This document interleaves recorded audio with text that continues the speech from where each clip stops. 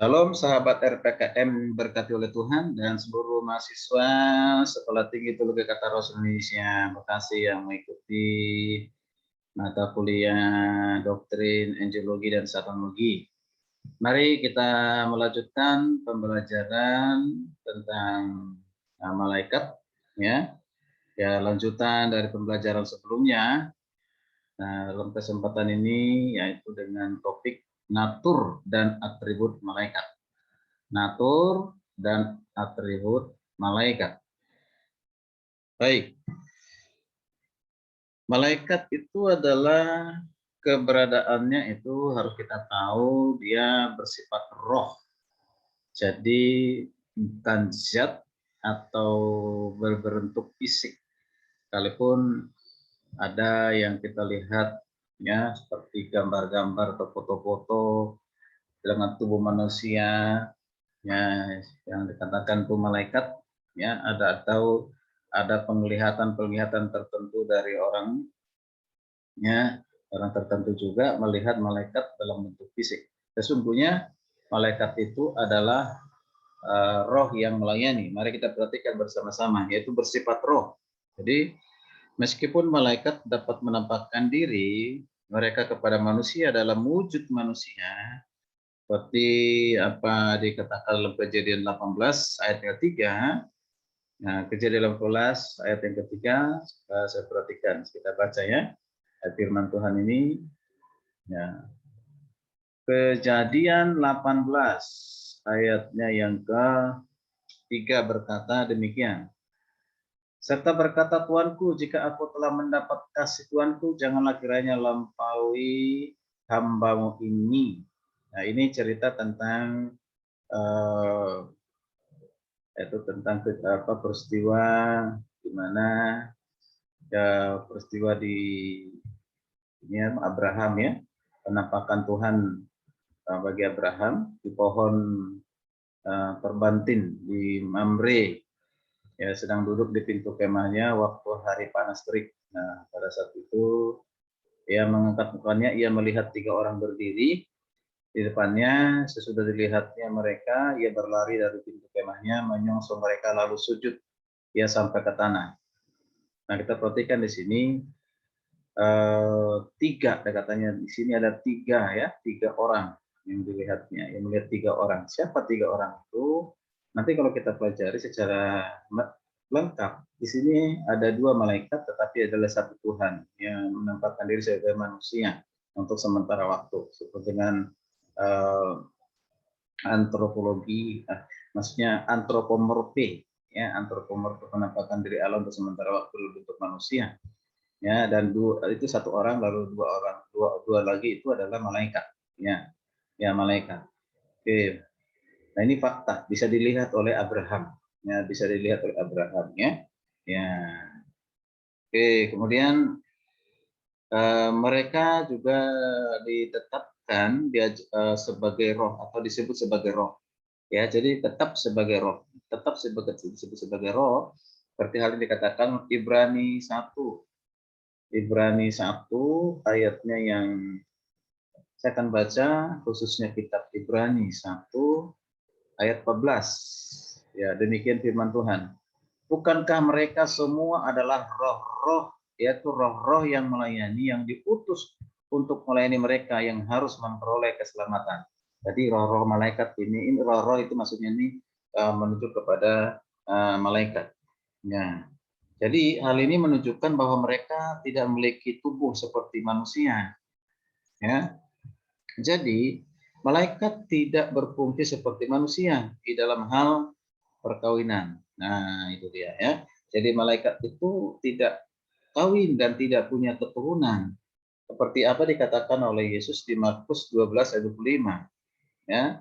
Kalau kita perhatikan Markus 12 ayat 25. Oke, saya akan baca Markus 12 ya. Ayatnya yang ke-25 berkata demikian. Sebab apabila orang bangkit dari antara orang mati, nah ini orang-orang percaya, orang tidak kawin, tidak kawin dan tidak dikawinkan. Nah itu dia.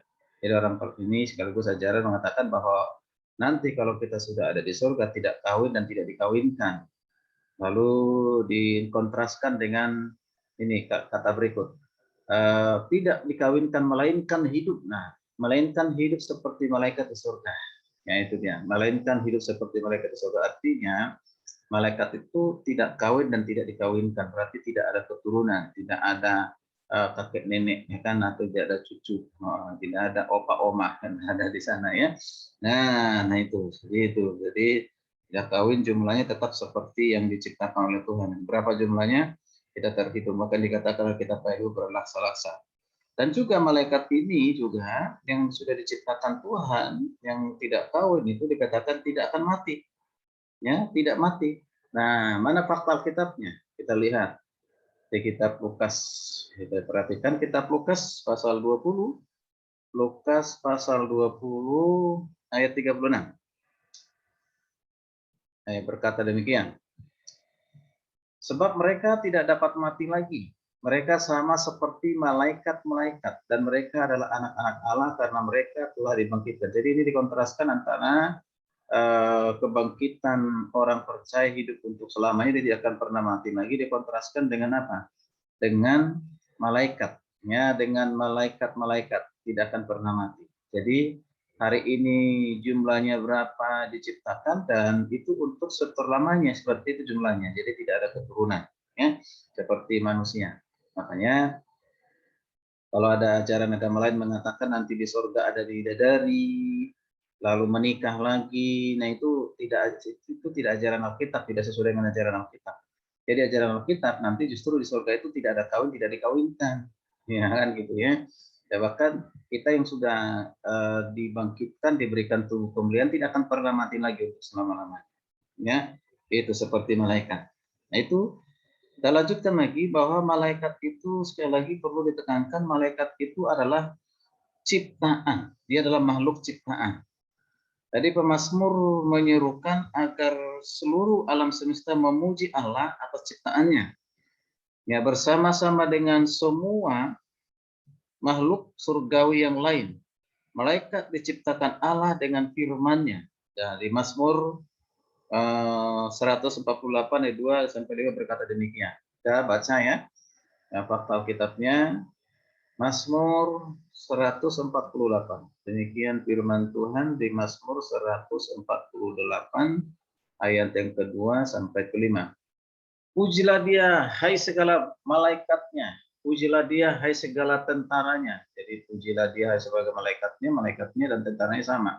Itu adalah makhluk rohani, makhluk surgawi. Pujilah Dia, hai matahari dan bulan, dan pujilah Dia, hai segala bintang terang. Pujilah Dia, langit yang mengatasi segala langit, hai air yang di atas langit. Baiklah semua memuji nama Tuhan, sebab Dia memberi perintah maka semuanya tercipta. Wow, luar biasa ya. Kemudian juga kalau perhatikan, Ayub juga diingatkan bahwa para malaikat itu juga memuji Allah, memuji Tuhan pada waktu mereka diciptakan. Di Ayub nanti saudara bisa baca di ayat 38 ayat 6 sampai 7. Nah, lalu apa kata Kristus? Kristus juga mengatakan menciptakan malaikat. Ya, yang kemudian mereka para malaikat ini adalah memuji-muji Dia. Nah, ini penting kita baca di Kolose ya, di Kolose, ya, Kolose 1 ayat yang ke-16. Kolose 1 ayat 16 berkata demikian. Karena di dalam Dia, ya di dalam Dia, di dalam siapa? Dalam Kristus.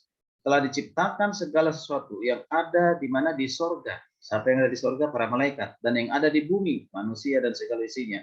Yang kelihatan, ya ciptaan manusia kelihatan, dunia ini kelihatan, ya.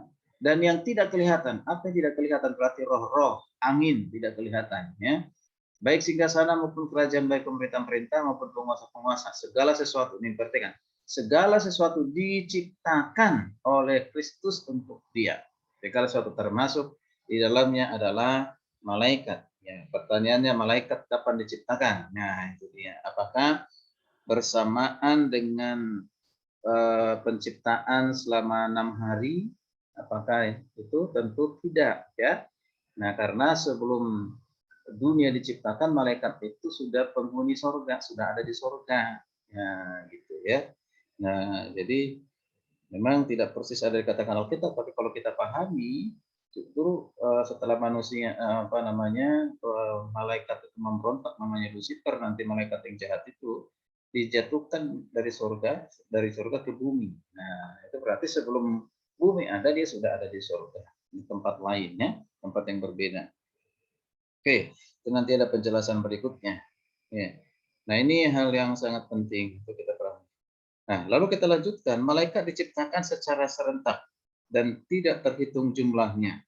Jadi dia nggak diciptakan satu-satu gitu, seperti Adam, manusia pertama diciptakan dulu, baru melanjutkan penciptaan wanita Hawa, tidak. Ya.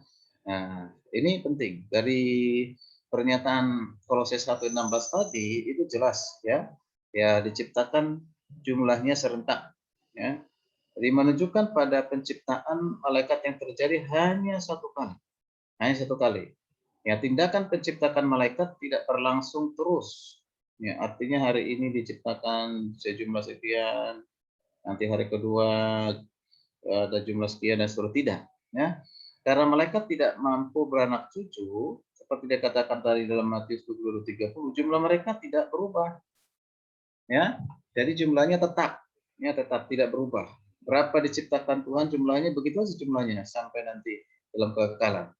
Jadi jumlah mereka dalam penciptaan itu dikatakan beribu-ribu. Nah, mana fakta kita mengatakan demikian? Ibrani 12:22.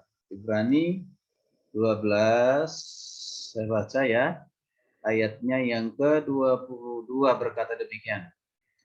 Tetapi kamu sudah datang ke Bukit Sion, ke kota Allah yang hidup, Yerusalem surgawi, dan kepada beribu-ribu malaikat ini. Kepada beribu-ribu malaikat, satu kumpulan yang meriah. Wow, luar biasa. Jadi beribu-ribu malaikat. Jumlahnya sangat banyak ya, beribu-ribu. Ya, meskipun istilah kita perhatikan di sini yang digunakan adalah ya di beribu-ribu ini adalah ya sebut kata muriasin. Ya, muriasin dalam bahasa Yunani, muriasin secara harafiah berarti 10.000. Namun di sini berarti ribuan yang tidak terhitung. Nah, jadi sekali lagi ribuan yang tidak terhitung bisa kita perhatikan, kita bandingkan dengan Wahyu 5 ayatnya yang ke-11. Wahyu 5, saya baca Wahyu 5 yang berkata demikian ya, di ayat yang ke-11. Maka aku melihat dan mendengar suara banyak malaikat sekeliling tahta, makhluk-makhluk dan tua-tua itu jumlah mereka berlaksa-laksa dan beribu-ribu laksa. Oh, banyak sekali. Jadi bukan 10.000 ya, nah, tapi beribu-ribu berlaksa-laksa. Ya, mungkin juga kita tidak terhitung, hanya Tuhan yang tahu jumlahnya. Ya, jadi pengulangan beribu-ribu itu juga digunakan selain di Wahyu 5:11 dan juga ada ya nanti di kitab lain menyatakan jumlah malaikat yang bahwa jumlah malaikat itu tidak terhitung. Jadi bukan selain Wahyu 5:11 dan juga ada pengulangan di Wahyu yang lainnya, nanti kita bisa perhatikan.